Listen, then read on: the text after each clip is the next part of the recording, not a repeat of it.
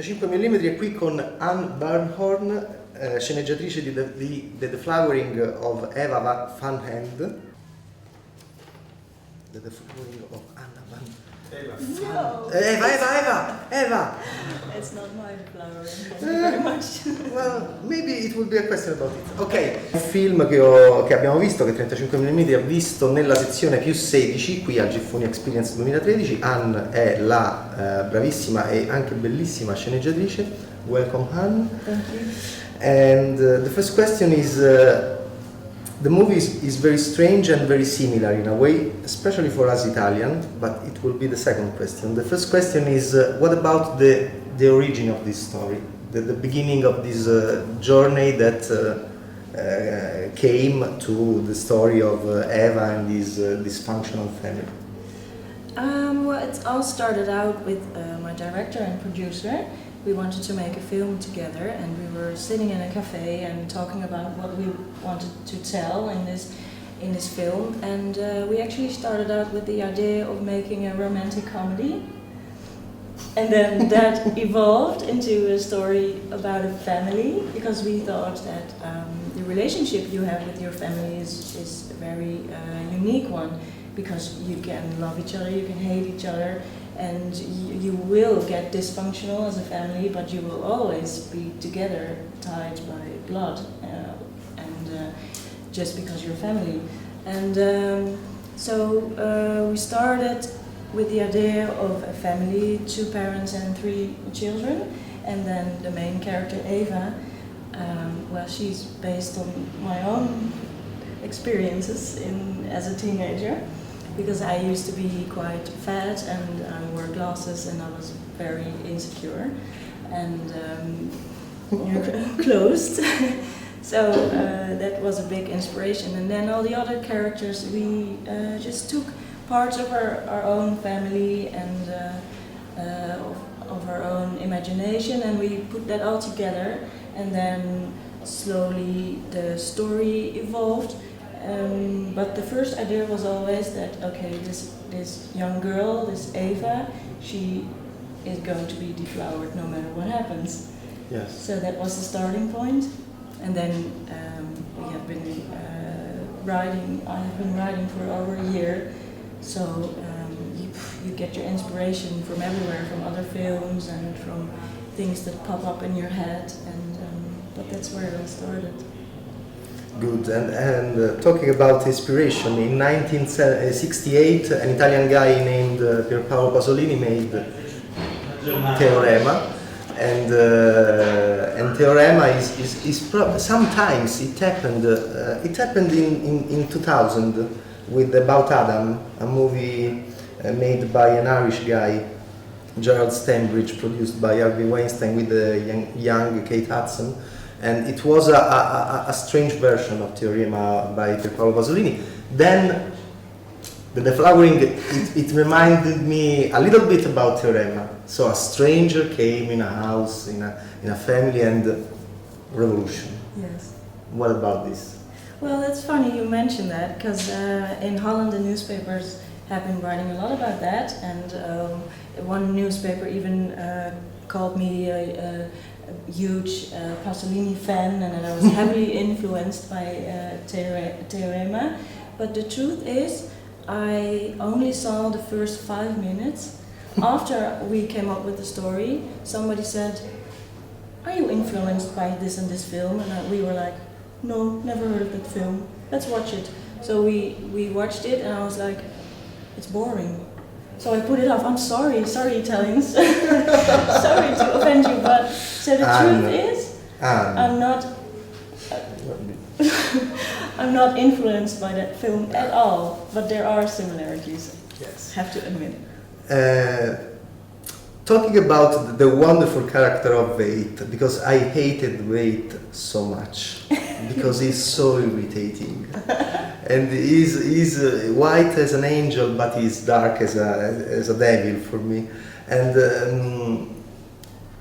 tell me something about this character. You met Veit in your life, because you said that you are Eva, You were Eva. You were Eva. And have you met some guy so irritating, so perfect, like Wade in your childhood or adolescence? And no. Actually, not really. I did have an exchange student when I was younger. He came from France. He didn't deflower me. But he wasn't perfect at all, but he was really annoying. So I wanted to take that part of him and put it into the film, that you have this stranger in your family who is really annoying and he's always everywhere, and you just cannot get around him in your own house. But I do have a friend that's called Veit. He's a German guy. He's very tall and blonde, and I thought, there goes the somebody died. And I thought, well, let's use him as an example. You know, he's like the perfect German guy with his blonde hair, and he looks like the stereotype. And so I put some different things into one character. Well, I love the movie. I loved all the family members. They are very funny and they are very interesting characters. But the thing that for me is very strange and interesting about the movie is, it's my opinion. You tell me yours. It seemed to me that Eva, in a sort of way, is the less interesting character for the movie, for the filmmakers. Because I don't know, I had this impression watching the movie, and she's the girl in the title. She's at the center of the movie at the beginning. Nobody listened to her, and we felt piety and compassion for her. But during the movie, Eva is not so nice, and it's very interesting for me. Tell me something about this impression. Is it wrong? Is it right? No, you were right, and I've heard that before. The thing with Eva is we wanted her to be really quiet and closed, and but she's an observer. She sees everything that happens. If you think about it, she sees the changes that her family members are making. She observes. She doesn't talk, but she looks.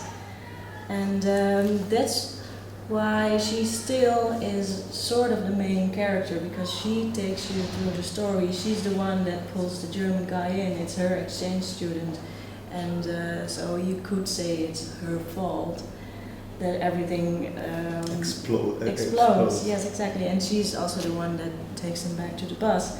So she's actually the observer of the story, and she's sort of a red thread.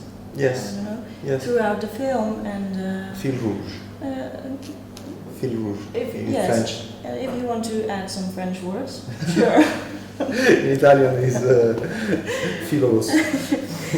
And so that's why she feels for us, for the director, and for me, she sort of feels like the main character, the one who takes you through the story.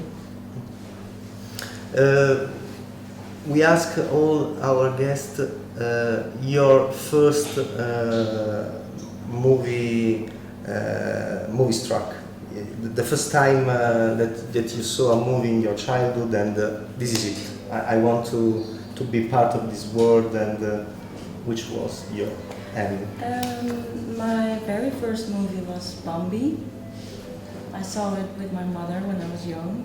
I was about 3 years old, and I was very struck by...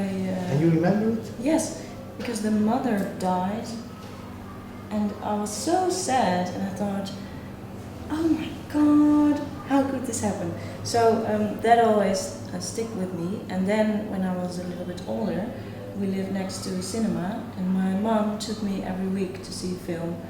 And then one day Jurassic Park came out, and we went to see that 5 times in a row. And then I thought, I want to be in the movie business. Wow. And the flowering of Eva Van Hand is very similar to Jurassic Park. It's the same kind of movie. Thank you very much. Tell me, last question, tell me something about this experience here in Giffoni.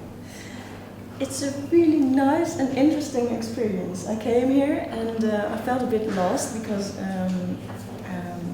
well, it was really hot and nobody understood me and I didn't know where to go. But I'm growing into the festival now and I'm meeting a lot of other directors and chaperones, and it's a lot of fun, and I think it's a really nice festival because all the kids from all over the world come together to see films and they are really interested in film, and it's really touching to see that, and it touches me to see their involvement and their passion. So I like it, I really like it. Okay, can you say something to our audience? 35 millimeters is the name of the site. Can you say hello and I don't know? Hello and I don't know. I never met a screenwriter so wonderful. I met Diablo Cody 3 years ago, and Anne is even better better looking than Diablo. And thank you very much, Anne. Well, thank you. Wow. Did I say really stupid things? No. I said stupid questions. Great.